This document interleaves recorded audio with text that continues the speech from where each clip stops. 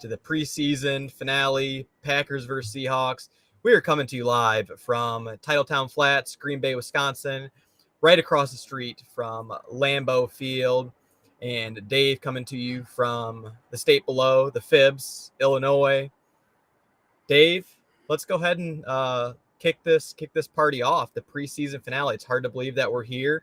I'll go ahead and cheers you to that, jumping right in. And the quick question for yourself is, what do you think of our two new lefty quarterbacks? Oh yeah, that's hilarious. I get the stream, pirated stream, and it's a mirrored image, and she had text saying, "When did Jordan Love turn lefty?" Everything. So I was going through the highlights today, and literally the whole field was flipped. So the throws that I was getting was lefty, and the back shoulder to Watson was at the right corner of the end zone. And then I watched the highlight, and I'm like, oh, he actually threw it to the left, the left corner of the end zone. So it looked good left-handed. You looked sharp on that throw. Was it still enjoyable watching the game? Like, you're able to tolerate it? You just kind of every throw you put it backwards in your head? For the most part, yeah. I mean, It took me a couple of minutes to process kind of where the throws were necessarily going and stuff like that, but the numbers were the hardest because the numbers were flipped. So general sense, I kind of understood based on the broadcast who was on the field and stuff like that, but 63 would be 36 and stuff like that. And everything was mirrored image. Oh, all the numbers you have to flip to. Yeah, that's Jordan Love was showing 0-1. You're putting your thinking cap on. I tell you what, I think you had a life hack yesterday when you texted me about the idea. This could be for all the Packer fans who have trouble finding pirated streams. Dave may have stumbled upon a brilliant idea. I don't want to get us barred from YouTube. Let's put it that way. We're not going live. What's the harm? We're not going live when we do that. I just had you Jerry Rick a computer in front of your TV. and you get to see my sister taking over the reins, trying to get the audio dialed in. She was all for it. She's like, we got to find a way for Dave to watch the game. I greatly appreciate it because I heard probably Kevin Harlan say one of the greatest calls ever, which is the Carlson kick. No, was it Larrabee? Might have been Wayne saying Carlson made the 57-yarder, and he's like, oh, he knocked that one all the way to Sheboygan. It was just such a great line. Because you won't hear that during the regular season, but you hear some sort of quips during the preseason shouting out Sheboygan, Wisconsin. But let's get into the action. I mean, I think generally speaking, by halftime, we were ready for the regular season to start. It was just probably fourth quarter got sloppy, and everyone's just kind of like, all right, let's wrap this thing up with no injuries and, look a little bit sharp here with kind of bubble guys. And after that, it was just like, let's start Bears week. We can dive into the action of it. Sean Payton wouldn't have been happy with our sideline then. I don't know if you heard what he said the other week. He's like, I don't want my players wearing the bucket hats. I think he said a Gilligan hat, something like that. Yeah. Flip flops and aviators on the sideline. That was half our squad at halftime and enjoying themselves. Even jump around was pretty cool. You saw Valentine getting into the mix, hyping the crowd up, and Rasul is a pretty cool sight, especially for a rookie when you're thinking he knows that he has a 53 not only roster spot locked up, but also a pretty significant role in the team. You can tell he's just enjoying himself, and it has to be a pretty reassuring feeling on the sideline heading into the end of preseason, knowing that where you stand and where you started. Were you in favor of them rolling out the starters for the last preseason game to see if it because there's still a week off before we get into live action. So were you in favor of them rolling out most of the starters? Because there's a couple of guys where I was like, just get them off the field as quick as possible. Like Kenny Clark, you don't need to be on the football field right now. You could tell too. He was a man amongst boys. There's their offensive line star for offensive line. They're like, "Can you guys get this guy out of here? We're clearly not prepared for the Kenny Clark caliber in this game." And another one, there's two other plays it's like he didn't even get blocked. He was so quick off the ball. I am in favor of it. I was almost going to pose that question to you. I'm more of a riverboat gambler, and I want to take the risk. I want our offense to have as many reps as possible going into the season. where we've seen for so long with LaFleur's offense coming out so flat in week one. And I think Gutekunst finally got his way, where in the couple press conferences he was like, we need these young players to get reps. And I know LaFleur always errs on the side of caution with it. I'm all for it. I'll risk the injuries. No, it's like a choreographed dance. The more reps you get, the more in sync you are. There was still a false start, if not two, for the ones. So I'll take it, even though I think that kind of contradicts what we said last week in a way, because we were both in favor of having our starters rested after what we saw in the past game. Yeah. What do you think? Are you on the opposing side, or? I think it depends on the player. I mean, offensively, those guys are so young, and no one really has reached superstar status yet. Where you're, besides Bakhtiari, which Bakhtiari didn't play, so that wise of just getting into a rhythm, I was all for it. Just two series, they ended up doing 3. But like Kenny, Rasul, like Jair didn't play, but there's certain guys on defensive side where I was like, I wouldn't risk those guys. Those guys are cornerstones to the defense, which the defense is going to have to shoulder a bigger load this year. Yeah, I don't know why they decided to roll Kenny out there, but not Jair. I think Jair's been nicked up. I think so. With a hamstring or hip, something like that. He's fine. He's been practicing, but I wouldn't risk him, who you pay $20 million to. Kenny Clark, you also pay $20 million to. Bakhtiari, as called, he didn't even do any of the open practices this week, so I've got no problem with that. But I do want to see Jay Love and the weapons, and I don't even know if I want to see AJ Dillon out there in preseason, even though I think he's only missed like one game throughout his 3-year career. He's been pretty durable, especially if you're planning on rolling out just 2 backs to start the year, which I think they do. I don't think they have a third running back on the roster.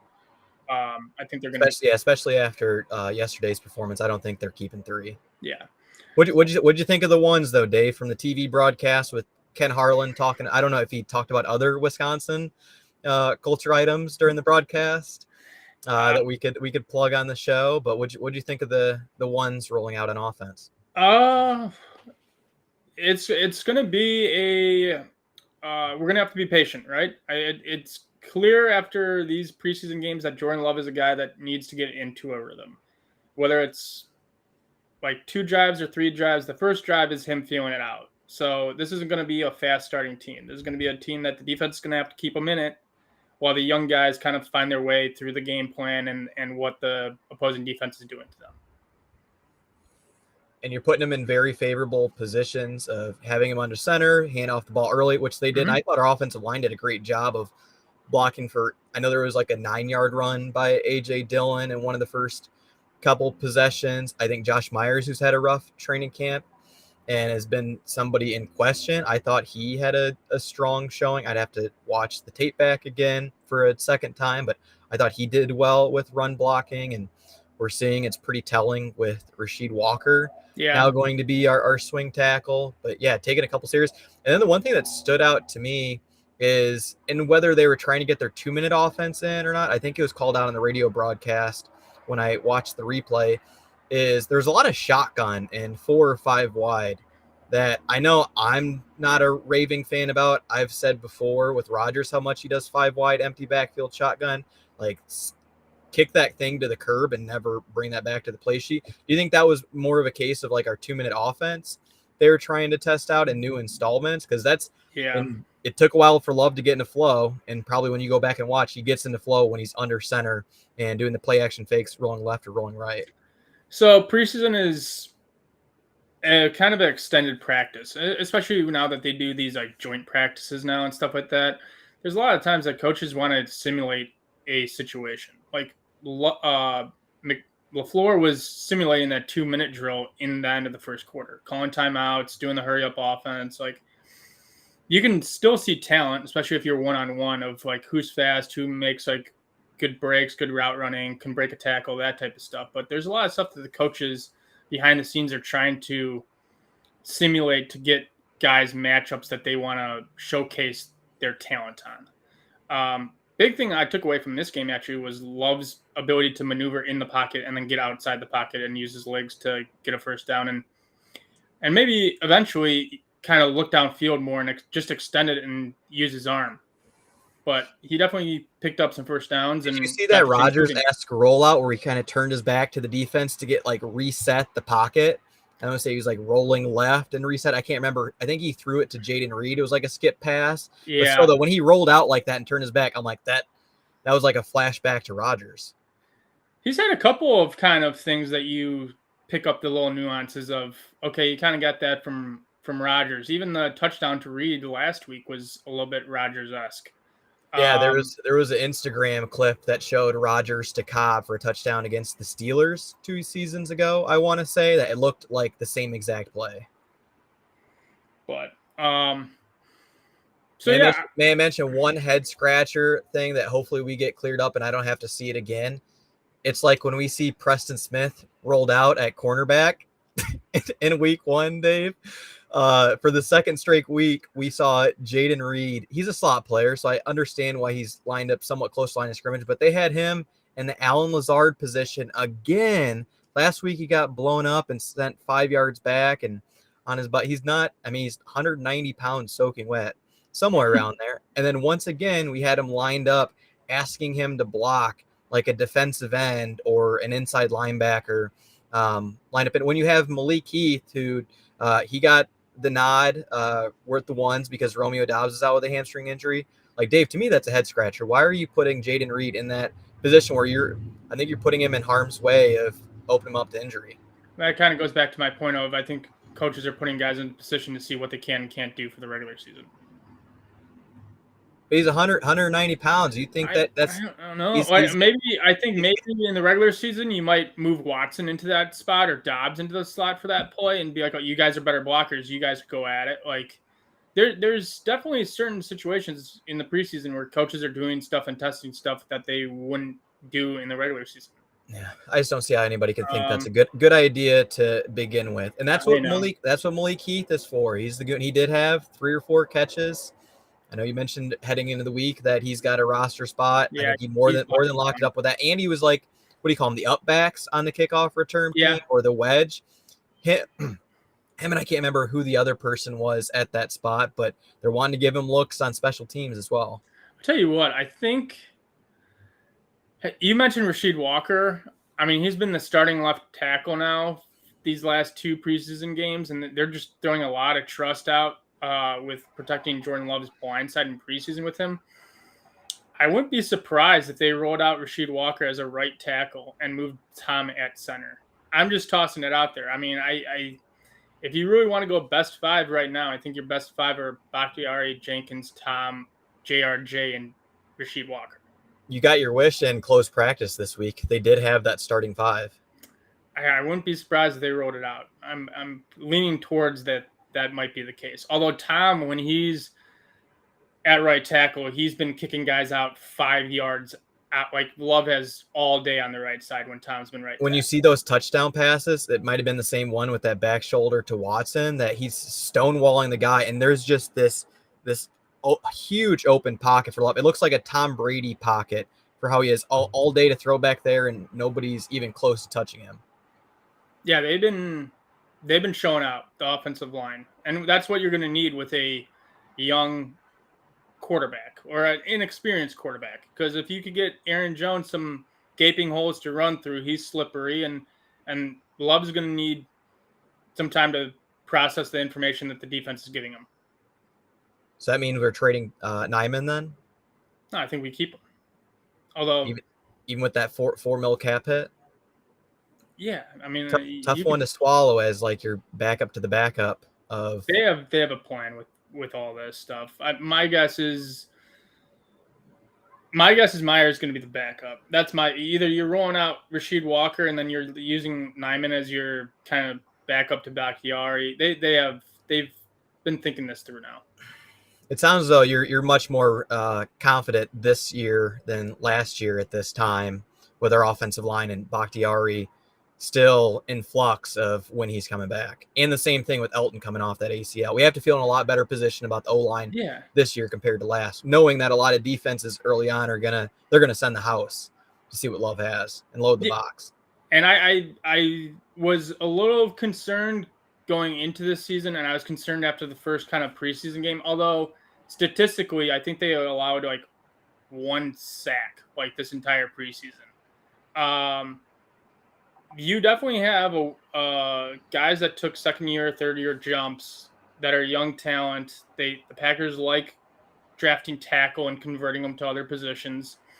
And I think my big worry was rolling out with Myers and or like Rice Newman. It was just going to be like, oh, our interior is going to get beat up. But I can kind of see how they're going to transition and move guys around where we're going to cover some of that up. Royce isn't getting on this team. That's like, no, that's a thing. He had another poor performance yesterday. You just see when there's a defender in Sean Clifford's lap, and then there's an offensive lineman heading back towards the quarterback. That's his guy, or he's whiffing on tackle. He's holding on a play. He took a significant step back from last year. Yeah. But, and part of that is too, they're going to have to do different play calling too. Like just quick hitters, get your guy. You got young, fast guys that you could just do a 3-yard quick slant or a quick out or a bubble screen or whatever you have. And you can just get the ball out of Love's hands and let the guys pick up the extra 5-6 yards. So we're not going to have 40-yard shot plays down the field on 3rd and 2. And we're actually going to check it down to Luke Musgrave in the flats or Aaron Jones or Jaden Reed. I don't know if it's timing or if it's just because Love has a big arm, but that's a thing that's been missing, right? The shot plays. So maybe we kind of pick and choose our battles of when we take those, because that's not Love's strong suit right now. He's been good at reading the defense and hitting the open guy, the intermediate guy, and the guy in space, or hitting the first read and letting the receiver or the tight end do his thing. But Love's been very inconsistent to kind of an alarming level, because he had Watson that was 5 yards open. And they said he was thrown in the wind on that one too. But then you just got to dart it, throw it earlier, dart it in there. I mean, even the one to Dobbs down on the sideline was kind of so-so. Pushed a little right. So that's the one thing that you're going to notice the significant step down from Aaron Rodgers is Rodgers was a master of hitting the 40-yard plus bomb. You're not going to see that with Love. No. Tell you what, maybe not year one. Maybe not year one. Have they shown LaFleur on the sidelines that he has to be in a really good mood? I don't know how much cheerleading he's doing on the sideline, but he's seeing his offense ran the way it was intended, even though he'll deny it at press conferences. He's like, I don't know what you mean by running my offense in its entirety, but he has to be feeling good that it's ran the way and finding the open guy in space as it's been designed. Yeah, I think part of that too is they're saying that Love has full control of the offense and he can check out of stuff. But I mean, me and you both played sports. There is a certain aspect of being thrown into a position and almost not wanting to make that check, because then you're kind of shouldering the burden of if the play works out or not, especially when you're new into it, of just, okay, I'm just going to do what's asked of me, and then as I grow and feel more comfortable, I'm going to take a step up. There's definitely levels to this. So I think Love's getting the play call, and I think he's just running what LaFleur wants. And he's not getting 2 play calls, and that's why we're getting out of the huddle so late, and there's like 5 seconds left on the play clock, and Dave's over here throwing his arms up in there saying, are we going to snap the ball? Like, that's one of those, aggravating things that we saw week in and week out with Rodgers. More often than not, he's getting the play clock off, but yeah, I still do think that Love will try to do the hard count. I think he feels pretty strong about his hard count ability with the Green 19. That's carried over to so many other teams in the NFL now. That's like a 30-year plus run with Green 19. Fantastic. I heard a lot of stuff from beat writers saying Love was getting a lot of jumps in the joint practices and in his own practice with the hard count. I heard it's a dangerous weapon that has carried over from Rodgers to Love. Maybe he just doesn't want to break it out in preseason. It's kind of one of those things of, I don't want to get film on this yet. Although part of it too is we have a very jumpy, inexperienced offense too, because our guys, the first 2 series were just could not remember a snap count to save their lives.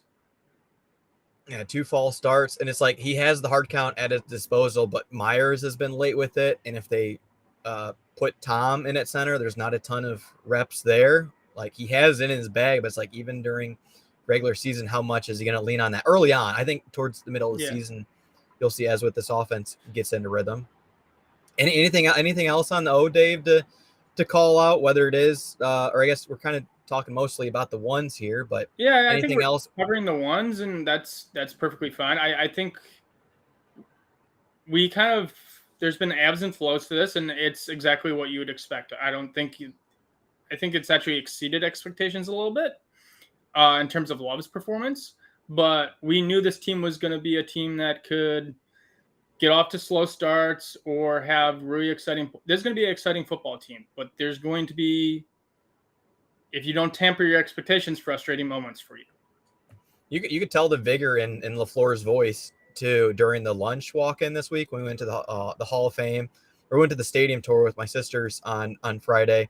Looked in the atrium and I saw all the tables with the white tablecloths on them, all throughout the atrium. I'm like, this looks a lot like it was the luncheon today. Sure enough, it was. And when LaFleur had like a 1-minute bit that they posted online, that he sounded pretty confident about this team and what lies at. And I just think he's really loving the energy and how much that everybody's rallying around one another and seeing these young leaders step up. Yeah. There's a good youth movement. We've been talking about it. There's a good youth movement and good experience and leaders that needed to step up that seem like they've stepped up. Big name that none of us have seen so far, and I'm hoping he's making his appearance week 1 is Rashawn Gary. He is going to be a force once he comes back. I mean, he's already kind of – the progress report on him has been all positive, and it seems like he's kind of wreaking havoc in our own practice now. Who knows if that's our offensive line or not, but that's another dynamic that's going to be defense or offenses are going to have trouble with our front because their hands are full. I mean, we've already seen what I mean. My standout on the defensive line right now has been Brooks, but when Kenny's there, you got Brooks. Wooden can make some splash. Your boy Cox, he's fighting for a roster spot. He's showing some splash. And then Inigbari, like as a 3, Inigbari would be a starter on half the squads. Is it safe to say this is the deepest that we've had at pass rushing since 2014? 2019, that was Rashawn's rookie season. He was a good 3, but we go past 3, though. We go into 5 potential pass rusher. I'd go as far 14. As on record to say that since 14, this is our deepest pass rush group. Yeah, I'd say 14. You're just going to get a constant wave of fresh legs after the quarterback. That's probably the most exciting position on this football team right now. Speaking of bubble players, you brought him up, Brenton Cox Jr. out of Florida. Another great performance. There were so many guys on the bubble that I don't think really stood out to lock up a roster spot. He had 2 tackles for losses in the game. He had a pass deflection. He's living the backfield not quite as much as your guy, Carl Brooks, and even Colby Wooden, how much that they're back there like every single play. But I'd just say with the way that he played against the Seahawks yesterday, I'm giving the nod to Brenton Cox Jr. on the 53, and I think he brings some special teams ability as well. Unlike the punt team, you could even have him lined up on kickoff and some other areas. Yeah, so I don't think I had Cox originally on my 53, but now after kind of processing the information, I do. So here's my thought process on this, because every team has guys that the fan base thinks they're so special and everyone wants to scoop them up, and there's no chance they're going to make it to the practice squad. But, teams have a million wide receivers that they like and they know the system and they want to keep their own wide receivers, let's just say. Cox is different because there's only so many elite pass rushers or guys that have the speed and the power and the understanding of, okay, when to get my hands up and when to do the bend and all that.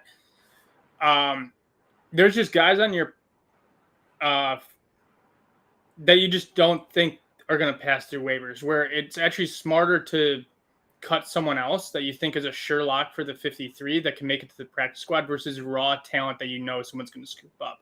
So you might see the Packers make a surprise cut or two that are like, oh, how does this guy not make the 53? clearly Brian knows what he's doing. These guys aren't looking at these certain positions or whatnot, but edge rush is a premium position. So I want to keep the raw talent in house. So I think Cox makes the 53. He had a pass deflection in the Bengals game too. That's at least That 2 led pass to interception. deflections. Yeah, the one to Dallin Levitt. So I think Cox makes it. I don't think you can have enough guys that could get to the quarterback. I still think they roll with 7 wide receivers. You got to fill the Tyler. I can't believe I'm saying this.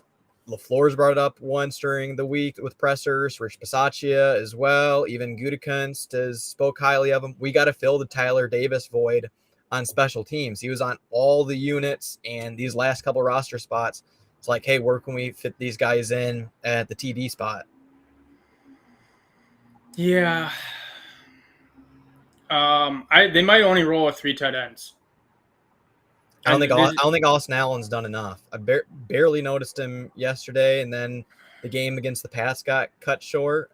But he's such a tall tight end. I don't think he's as fast as what Tyler Davis was. So he'll make the practice squad. Line him up in other. I'm fine with 3 tight ends. I'd have to say that's probably the first time in a long time we haven't had 4, if not 5. During the Mike McCarthy days, remember, we always were going with 5 tight ends. Yeah, it's a different age, and you can even argue that DeGuara's not really a tight end anymore. He's a fullback or a H-back or whatever you want to call him. He's not a true inline tight end. That will be interesting. I think Eric Wilson locked up a roster spot too. If he didn't already have it, I called it, didn't I? He had a special teams solo tackle that came flying out of nowhere in the first quarter, and I think he fills in fine at linebacker. If anything, I thought McDuffie played a hell of a game with his hair on fire, taking a step up from last season. And I don't know what the full status is on Campbell in the walking boot, but he's somebody where you can tell he has that innate sense of reading and reacting to a play. And there was a couple of them that he tackled right about the line of scrimmage, not 5 yards down the field like Blake Martinez. So the one guy that people really aren't talking about, and it's Eric Stokes. Now, obviously, he's going to make the team, but do they activate him and put him on the 53, or does he start on the pup? I think he starts on the pup. I mean, I'm shocked that Rashawn is looking like he's ready to go week 1. In Stokes, I think you have to start him on the pup. Reading between the lines and just taking for like tonality from press conferences, LaFleur sounded unsure about what Eric Stokes' timeline is to return, and he's still not clear to do individuals or team drills, and you have to feel pretty good. Valentine should have had a pick 6 yesterday, right. And you have to feel pretty good about your dime back, which who knows how long or if I don't know. I'm pretty uncertain right now about the Eric Stokes injury. So I do feel bad for Stokes. He had a good rookie year, kind of a down second year, and then he gets that horrible leg injury because it sounds like it's a knee and an ankle all in one. There's a legitimate chance that if Valentine shows out and stuff like that, Stokes' services just aren't needed anymore. Because you'll have Jair, you'll have Douglas. Valentine is all around the ball. I mean, talk about a mirror image of a past 37. I mean, let's take a flyer on a guy and holy crap, like we can't let this guy go. We have a gem. He could be the best rookie of this class. There's an argument for it. It is. And then you try to see if you can get something in return, like a late round draft pick for Eric Stokes. I think this year they probably keep him, just the insurance of added depth, and you just kind of see where he's at. But you'd never want to see a guy go through what he's going in terms of health on the football field and off the football field. But now it's such a loaded room. I mean, Brian's done some damage in the last 2 drafts. Say what you want. He got a ton of, for the love pick, but he's absolutely hit home run after home run the last 2 drafts. And it's because of these past 2 drafts that gives us a ton of hope heading into not only this season, but going through the growing pains of what could potentially be for the 24 season when we ring in the NFL draft and picking in the mid to late 20s. Have your expectations for this team changed at all while watching this team at practice every day or the preseason? I'd say they have. What was it? 2 months ago, we did the game by game Yeah, prediction. We we did both the game. settled around 7, 8, if not 9 wins. After the preseason and seeing them in practice, mostly because of what we've seen from the likes of Carl Brooks, rookie, Jaden Reed, rookie, Luke Musgrave, rookie, and then those sophomores that have stepped up, like JJ. I wouldn't say Zach Tom's necessarily stepped up because I think we knew what we had in him last year. And then Christian Watson, Romeo Dobbs, and I mean, there's other names. The list just keeps going on. It's just And, everyone that's another cheers to Brian Gutekunst. Hell of a job. Goody. Hell of a job, Goody. I know you might be listening. We had Mark Murphy walking past Titletown Flats twice on Friday. Happens again this week. I'm gonna have to ask him a few questions about the upcoming season and just give him a nice cheers for what he's done with this team in Titletown District and everything else these past couple years, all amidst the Rogers turmoil. Goody, if you ever want to open up the draft beer fridge and join us for, a cocktail or something like that, we're more than happy to talk shop with you. I don't think you'd roll it up. But yeah, expectations change. I'm now leaning more towards 9 wins after what I've seen in preseason and the home run hits as it appears from our rookie class and the development of sophomores. There's a legitimate chance we could be like 4-2 heading into the bye. It is. I still see us having to your point earlier with the offense coming out slow and having a couple of road games. That's going to be tough, I think, to overcome the deficit later on in games and having our defense cover our behind. Could be 4-2, but I still think that it's going to be a LaFleur type of team with a slow start. The back end of our schedule is just really tough. Like I could see us kind of doing a Rodgers 2008 season of start really hot. All of a sudden the fan base is like, holy crap, like we're making the playoffs. Like we're going to be like, 11-win team. And then you just get sledgehammered with the back end of the schedule and just fall off kind of a cliff. We got Chargers and Chiefs on the back end. Pittsburgh as well, that road trip. It's a tough back half where you could look at like, oh wait, what was it? 4-6 straight losses. They were all right down to the wire too. That was like a field goal difference, and Anders had 2 field goals, so I don't think we have to call Mason just yet. I mean, I'm liking what I'm seeing. There's going to be rookie mistakes or second year mistakes and just head scratchers, and then just if it's a close game, you're rolling out Carlson, and that could either be just an absolute bomb from 57 or it could be a shank from 33. You have no idea what you're getting from the guy. That could be the swing in 2 wins or 2 losses. Yeah, you're like, hey, we could lean towards 9, but that's if he's making those late game kicks.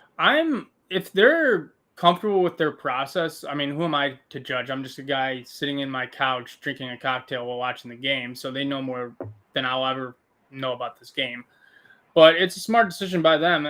If you're not hunting for a Super Bowl, which every team says, oh, we're going for the Super Bowl. If you're just doing talent evaluation, it's smart to just be like, all right, let's get him a year experience.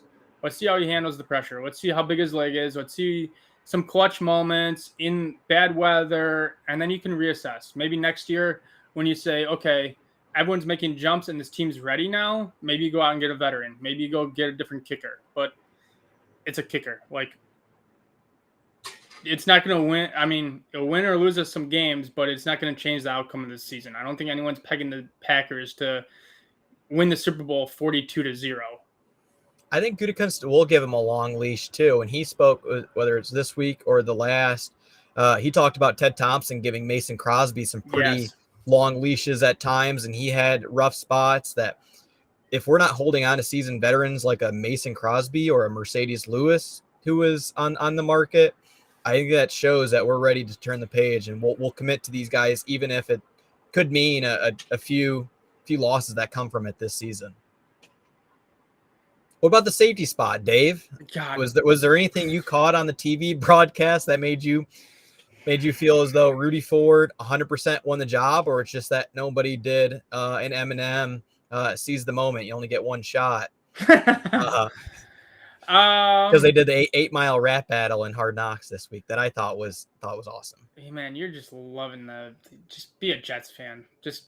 I mean, that's why when me and Mark Murphy chat doing our Titletown Flat lunch walk, like I think he loves Hard Knocks and Quarterback on Netflix just as much as I do. I think he's all in on the entertainment value that the comes two from it. stats I care about the Jets are their win-loss record for a better draft pick and Rodgers making 65% of the snaps. That is all. 65% of the game. That's all I care about. I've been telling this for weeks now, I think, to you, Bud. Like, you can't fill all your holes, right? I think they made the most of what they could in the draft, and free agents, which most of the free agents you can argue were Bisaccia keeping his guys for special teams. Safety is going to be a rough one. You're going to be seeing guys lock it down in the nickelback and the outside corners, and you're going to see a guy running wide open up the seam because one of the guys blew coverage. Savage has a rough time picking angles to tackle. He also has a rough time picking angles for coverage. I can't say much about Johnson because he's a rookie and he's had his ups and downs. Rudy Ford is an ace special teamers, but he's not known for his, stellar back end. It's just a spot where you're just going to be like, hold the fort down, and we're going to wait for next year to cover our ass with this spot. I think Darnell Savage did throw his body on the line a little bit more in this Seahawks game, but we know time and time again, if you're not practicing tackling, and that's sort of his MO, you're going to see a running back go off. It could be Bijan Robinson week 2 having a 30-yard run, and you're like, who came in there flying, throwing their body at somebody's ankles, being an ankle tackler? It's likely going to be Darnell Savage. I have one prediction for the safety spot, but I have like kind of a overall theme for it. I think a lot of that mess is going to be covered up by your cornerbacks and also the front 7 getting home. Pass rush. Jair said Rashawn Gary, he can't. That's his best friend coming back. You can mask a lot of stuff if you could get to the quarterback in a blink of an eye. So but I think if things are really troublesome, you can see Rasul move to the back end and say, all right, Valentine, get out wide, do your thing. Rasul, you're going to do your thing in the back end. I sure hope that happens. Hein brought that up a couple of months back. He could be one of 2 viewers on with us here this morning. But Joe Barry, when he got asked that question, he was so dumbfounded by it, as if he hasn't entertained moving Rasul back. He's like, Rasul at safety, he's a quarterback. You know that. Well, that's not the question, Joe. Like, you haven't had like discussions amongst your room about moving Sewell back there with his ball making. Rasul Douglas could have had like 30 interceptions this training. Every single ball that comes his way that he doesn't deflect or pass off, he thinks he's taking it for a pick 6. Every single one, you hear him making a huge commotion of it. So Joe Barry acted like it's the most out of this world idea ever. I think you could have, hey, why not do it like HaHa Clinton Dix? We're on the TV broadcast. You're like, is there a safety in there? Yeah, HaHa's just lined up 30 yards back off the ball. Just put him back as far deep as you can to not get beat over the top. I will say this. Based on them going to Love, it almost is a conclusion that it saved Joe Barry's ass. In terms of he's going to get extended. He's got a longer leash. Like, you can pinpoint that the offense didn't hold up their end of the bargain, and that's why the Packers record was Packers record. And so he's coming back. Like, you can agree or disagree with his philosophy. A lot of fans disagree with his philosophy. I know me and you have had our battles over it, and you know how insane I get every time I see guys 7 or 12 yards off coverage. But that is one man that is going to have a job next year, no matter how bad this football team is. I do think we can go on record in saying that he's going to play our cornerbacks much more aggressive than last season. Yeah, I mean, I've seen it a little bit. I mean, you've been witnessing in practice, but that's practice. That might be getting Jordan Love what it's looked like to get your receivers jammed. Yeah. He might be like, oh, we're up 10 points. Let's go back to being 11 yards off. and letting us paper cut us down the field, taking a page out of Mike Pettin's book. But I mean, they've been all up in receivers' face. As you know, they play super vanilla during training camp and joint practices. They don't want to show their hand. Let's kind of switch gears here. Want to do a little bit of Bears Packer talk? Give a slight teaser to it. That's our next episode, bro. I can't believe preseason's done. Training camp in the books. God. Do a little NFC North teaser, a little bit Bears Packer teaser, a little bit of everything. I'd be all for it. Overall view. Yeah. I'll very quick. I want to deep dive with Fields and the 4 Packer players that are now on the Bears and how much of a role they'll play. But yeah, week 1, Soldier Field. Jay Love's second start of his career, and the noisy Soldier Field crowd. He's the owner. The deed transferred over, I think, and it does. I was worried at family night, but after these first 3 preseason games, I'm feeling and that Rashawn Gary is likely going to be in. I think that's a huge factor. I can see us taking this game now.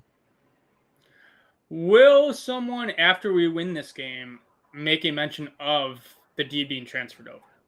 My peg is Aaron Jones says something. Who's going to be the first player to call it out in like a locker room interview or a press conference, or like running off the field, putting their arm around Jay Love, saying he still owns you, or he's the new owner of Chicago.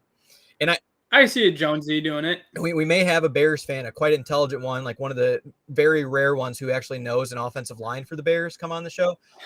They did put Justin Fields out there their last preseason game with only like 1 starter on offense. I think that their offensive line, similar to ours, but I think it's even more up in the air, that has our pass rushers licking their chops against Jay Fields, who threw for like 75 yards in the Packers Lambeau home opener last season. See, this is where I'm going to just absolutely disagree with you. I think the Bears offensive line is atrocious. Yeah, that's what I mean. No, but I don't think the Packers line is atrocious. Yeah, there are a couple questions. Yeah, no, I should make that comparison. There's like one question mark, and I would say the Packers still rank like top 5 in the NFL for offensive line. Bears are going to have their hands full. And Justin Fields, because I was able to watch the preseason game for the Bears, still looks really jumpy in the pocket. Bears fans can come after me and be like, oh, well, he's going to throw for 4,000 yards and he's going to be the MVP and all this noise. He looks jumpy. There's throws that leave you scratching your head. And you could tell he's looking down at the offensive line to see if anyone's coming through. And a lot of short passes, too. Bears fans were so happy about his 3 touchdowns or whatever it was. He had like 100+, 200+ yards on 3 passes. They were all quick outs or like little screens to wide receivers that they took to the house. Jair and Rasul could tackle, right? They do know that, right? Jair from time to time will, if you got a blocker, he'll knock your blocker into the wide receiver for the tackle. Now, shout out Vikings game a couple years ago. You get to Savage, you can house it. But if you get the more I watch this team develop over the course of the offseason in terms of the Packers, it might be a runaway. It could be something like really close in terms of Bears-Packers fashion of 10-3, or it could just be the Packers absolutely blowing the doors off it. But I see the Packers defense being very stout. It could be neck and neck early on because of the Soldier Field crowd and our offense coming out to slow starts. But it's like, hey, you view matchups. Who is keeping up with Luke Musgrave, Watson, Jaden Reed? Who on the Bears back? You forgot Dobbs. And bro. Dobbs. I know. But I'm just thinking like true guys that like create mismatches and like, how are you going to cover them for more than 2 seconds if we give Love time? I think Love will have time. That's the big difference between this matchup is Love will have time, Fields will not. Oh, Rashawn Gary and his 2.5 sack performance. He's coming back week 1. You know it, right? Oh yeah. Yeah, I just feel so heck of a lot more confident from what we've seen on it. Just mostly Jaden Reed and Luke Musgrave. We know what we have in Watson, and there's going to be drops and there's going to be missed passes deep, but middle of the field, underneath, because of those two and how much separation they can create, has you feeling good about, potential 30-17 win week 1. I'm on board with, I do not care about the win-loss record this year as long as we get 2 wins against the Bears. You're doing living in a Lovie Smith, like, hey, I didn't come here to win a Super Bowl. I came here to beat the Packers 2 times for this season. Year one of Love. You know, we might not make the playoffs. We might make the playoffs, but you know, let's shut up all the noise of Fields is the heir apparent and Bears are back on track because, man, shut up, dude. Love was. And I don't know who these players are too. Maybe they just really admire Fields' running capabilities. He was a top 100 NFL player as voted on by the players this season. I don't know where they're getting that from. Maybe they're pulling highlights of like a 60-yard touchdown run against us, but I'll take Love 10 out of 10 times over Justin Fields. And it's like for LaFleur's game plan, like similar to when we opened up at Lambeau against the Bears, like we see what Jay Love is capable of, but hey, do we just lean on our ground game and and pound them with Aaron Jones and get back to that? What is it? The pony formation? Or I like it's what you want to do. Pony is one, but there's the wishbone as well. I'm just thinking when they put AJ Dillon and Aaron Jones back there together, and sometimes having AJ Dillon as the lead blocker, they got away from it. I thought it worked marvelously, but you could just see a heavy run performance. I could see the Packers and LaFleur saying, "All right, do like a week 1 of the Vikings." They think we're going to hand it up the gut to Aaron Jones on the first play of the season. Just play action it. You can either bootleg it or just play action deep shot, but I could see a play action kind of crosser to Musgrave or play action crosser to Reed, but I think that'd be a smart choice. Okay, we got a new quarterback. Everyone thinks we're going to just go up the middle for 2 yards. Pull it back and let one launch. Let Watson redeem himself from week 1 last season. That'd be so Wouldn't glorious. It? Oh. Have that cut up of one from week 1, his rookie year miss, week 1 of his year 2, just hauling it in, house call it. I think that's a good way to end it. And I agree. We'll deep dive next week. And now you have me amped up for football, man. I like what I've seen these last 3 weeks. Dave, I was a bit down and out after family night, but these last 3 weeks have brought me back. Oh man, you know it's the time of year where everyone goes and wins the Super Bowl and brings back the Lombardi. No matter if you're 4-13 the year before or 13-4 the year before, everyone's winning the Super Bowl. Let's get our tickets purchased now. Jordan Love for Pro Bowl. Dan Orlovsky's 100% behind him. Dan Orlovsky knows all. You know, the Dan Orlovsky stamp of approval is really the only stamp of approval you need. That's all we gun for on this show. I mean, he knows what he's talking about. If he's behind it, he's behind it, man. But till next week, we'll figure out a time and a date, and then who knows? Maybe week 1 we might do a live performance of the game. I'm all for it, Dave. Live reaction, live watch party. We can't actually show the game, but you can watch our reaction to the good and the bad and the ugly. Why not? Let's do it. All right, man. Sounds good, man. You enjoy Lambeau. You enjoy Green Bay. Maybe go do some day drinking in Titletown. We shall see. We're feeling good now. All right, perfect. Till next time, brother. Cheers, Dave.